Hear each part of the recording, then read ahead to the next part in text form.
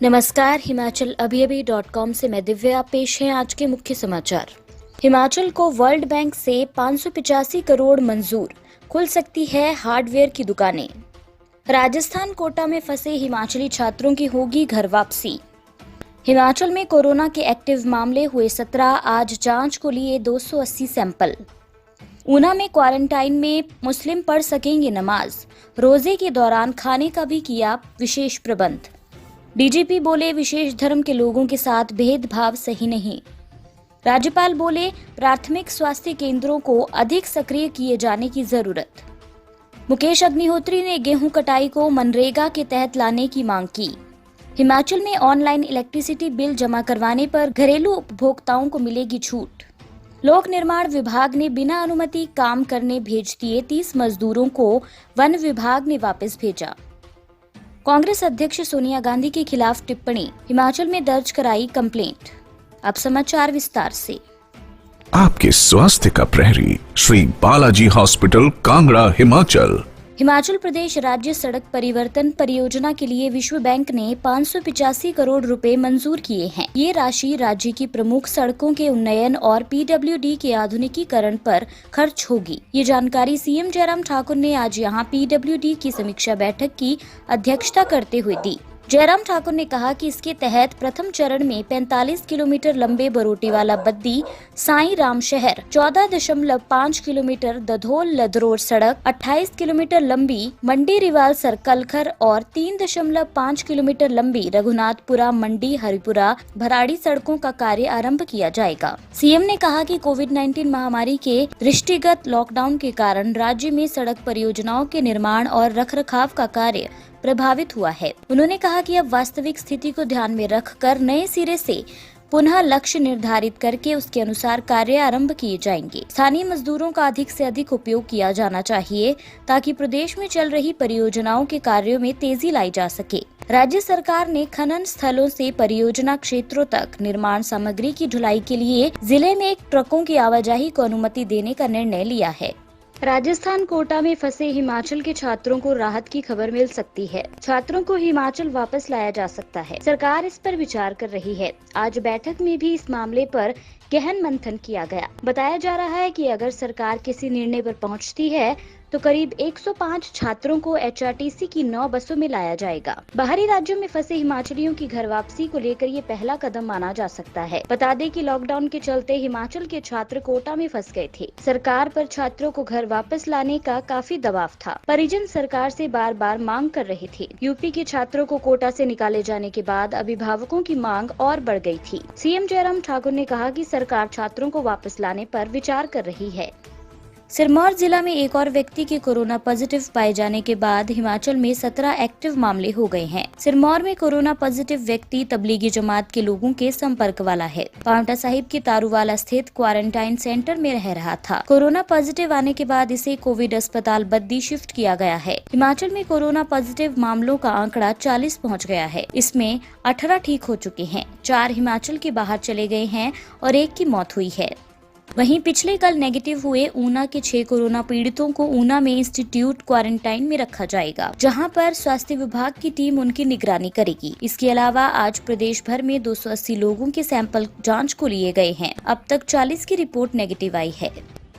रमजान महीने में जिला ऊना के बफर क्वारंटाइन सेंटर में रह रहे मुस्लिम समुदाय के लोगों को नमाज पढ़ने और रोजे के दौरान खाने के लिए जिला प्रशासन द्वारा विशेष कदम उठाए गए हैं। डीसी ऊना ने ऊना के बफर क्वारंटाइन में रह रहे मुस्लिमों को नमाज के लिए अलग स्थान की व्यवस्था की है और सोशल डिस्टेंसिंग का पालन करते हुए नमाज पढ़ने को कहा है। वहीं इनको रोजे के दौरान खाने के लिए भी विशेष प्रबंध किया है। 28 दिन का बफर क्वारंटाइन पीरियड पूरा करने वाले अन्य राज्यों के लोगों की घर वापसी के लिए डीसी ऊना ने संबंधित राज्यों के डीएम से पत्राचार किया है, लेकिन उनकी तरफ से कोई जवाब न आने के कारण उनकी घर वापसी अभी नहीं हो पाएगी। लॉकडाउन के दौरान जिला ऊना में प्रवेश करने वाले अन्य राज्यों के कई लोग 28 दिन पूरे होने के बाद भी घरों को वापस नहीं जा पा रहे हैं। इसके लिए संबंधित राज्यों के डीएम द्वारा डीसी ऊना के पत्राचार का जवाब न देना रोड़ा बन रहा है।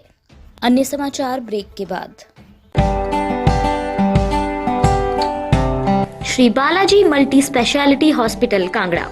जहां आपको एक ही छत के नीचे मिले बेहतरीन चिकित्सा सुविधाएं, cardiology, laparoscopic, general surgery, neuro surgery, orthopaedics, paediatric, radio diagnosis, urology, gastroenterology, ophthalmology, pathology, medicine, anaesthesia और डेंटल जैसी अत्याधुनिक और बेहतरीन चिकित्सा सुविधाएं, 24 घंटे इमरजेंसी सुविधा, 9 बेड के साथ critical care unit, cardiac monitor और डिफिब्रिलेटर्स, सेंट्रल ऑक्सीजन लाइन और वेंटिलेटर सुविधा। हिमाचल प्रदेश के सबसे बड़े निजी स्वास्थ्य सेवा प्रदाताओं में से एक Shri Balaji multi speciality hospital Kangra राष्ट्रीय स्वास्थ्य बीमा योजना के साथ सूचीबद्ध Shri Balaji multi speciality hospital Kangra BPL परिवारों के लिए अस्पताल में कैशलेस भर्ती होने के साथ ही ईसीएच की भी सुविधा। हमारा पता Shri Balaji multi speciality hospital, Balaji Vihar, Ujjain, Kangra. संपर्क करें 9218411108 पर। Shri Balaji multi speciality hospital Kangra.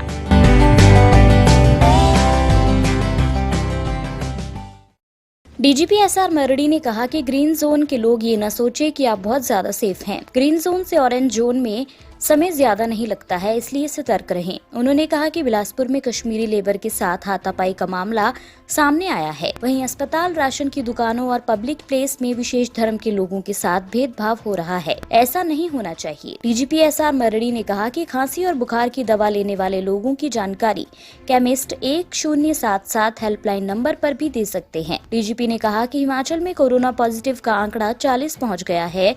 7 positive लोग पिछले कल नेगेटिव हुए हैं। अभी 17 एक्टिव मामले हिमाचल में हैं। अभी तक भी हिमाचल में कोरोना को लेकर स्थिति बेहतर है। हालांकि देश में मामले बढ़ रहे हैं, लेकिन मामले बढ़ने की रफ्तार में कमी आई है। राज्यपाल बंडारू दत्तात्रेय ने मुख्य सचिव की उपस्थिति में आवश्यक सेवाओं से संबंधित विभिन्न विभागों की समीक्षा बैठक आयोजित की, जिसमें कोविड-19 को लेकर प्रदेश सरकार द्वारा उठाए गए प्रभावी कदमों की जानकारी उपलब्ध करवाई गई। इस अवसर पर राज्यपाल ने कहा कि मौजूदा परिस्थिति में प्राथमिक स्वास्थ्य केंद्रों की भूमिका महत्वपूर्ण है तथा जांच और देखभाल के लिए उन्हें अधिक सक्रिय किए जाने की आवश्यकता है। उन्होंने कहा कि मेडिकल और पैरामेडिकल स्टाफ की सुरक्षा के लिए उन्हें पीपीई किट तथा अन्य आवश्यक सुविधा सुनिश्चित की जानी चाहिए। उन्होंने प्रदेश में कोरोना के अधिकांश नेगेटिव मामले आने पर संतोष व्यक्त करते हुए कहा कि बावजूद इसके टेस्टिंग सेंटर बढ़ाए जाने चाहिए। राज्यपाल ने कहा कि प्रदेश में कृषि और बागवानी मौसम आरंभ हो गया है तथा ये सुनिश्चित किया जाना चाहिए कि किसानों को उनके उत्पाद के उचित दाम उपलब्ध हों। नेता प्रतिपक्ष मुकेश अग्निहोत्री ने फसल काटने को मजदूर न मिलने पर किसानों की चिंता को वाजिब बताते हुए प्रदेश सरकार से गेहूं कटाई को मनरेगा के तहत लाने की मांग की है। उनका कहना है कि प्रदेश के मैदानी इलाकों में गेहूं की फसल पूरी तरह से तैयार हो गई है, इसलिए इसे समय पर काटना जरूरी है। मौसम की बेरुखी और ओलावृष्टि से इन फसलों को भी नुकसान हो रहा है। अग्निहोत्री ने कहा कि उन्हें प्रदेश के अनेक स्थानों से किसानों के इस बारे में फोन आ रहे हैं। एक तरफ जहां उन्हें गेहूं कटाई के लिए मजदूर नहीं मिल रहे हैं, तो दूसरी ओर प्रशासन कटाई के लिए थ्रेशर चलाने की अनुमति भी नहीं दे रहा है। प्रशासन टालमटोल की नीति अपनाए हुए है, अपने दायित्व से भाग रहा है। प्रशासन किसी भी निर्णय के लिए सरकार के आदेशों का हवाला देते हुए अपना पल्ला झाड़ रहा है।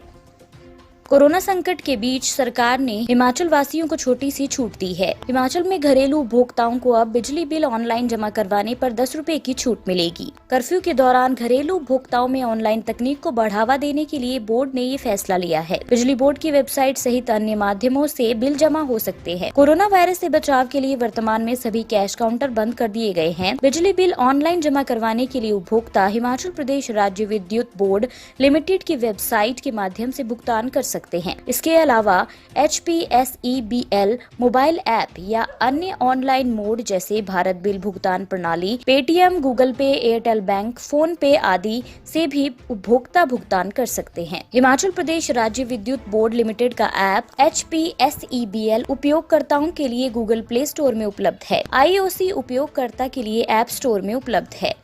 कोरोना कर्फ्यू के बीच विभागों को कार्य करने के लिए अनुमति मिलने के बीच वन और लोक निर्माण विभाग के बीच एक विवाद खड़ा हो गया है। मामला पत्थर उपमंडल के तहत उरला गांव का है। यहाँ लोक निर्माण विभाग पर बिना अनुमति के कार्य करने का आरोप लगा है और वन विभाग की टीम ने मौके पर पहुंचकर कार्य को रुकवा दिया। वहीं चर्चा इस बात को लेकर भी है कि लोक निर्माण विभाग द्वारा भेजे गए मजदूरों ने न तो सोशल डिस्टेंसिंग का पालन किया और न ही उनके पास मास्क और सैनिटाइजर थे। पूरा मामला डीएफओ जोगिंदरनगर राकेश कटोच से बात की गई तो उन्होंने बताया कि वन विभाग के कर्मचारियों ने मौके पर जाकर कार्य को रुकवा दिया है। उधर लोक निर्माण विभाग उपमंडल पद्धर के एसडीओ चमन चंदिल ने बताया कि अलाइनमेंट का कार्य सही ढंग से हो सके इसलिए मजदूरों को झाड़ियां काटने के लिए भेजा गया था।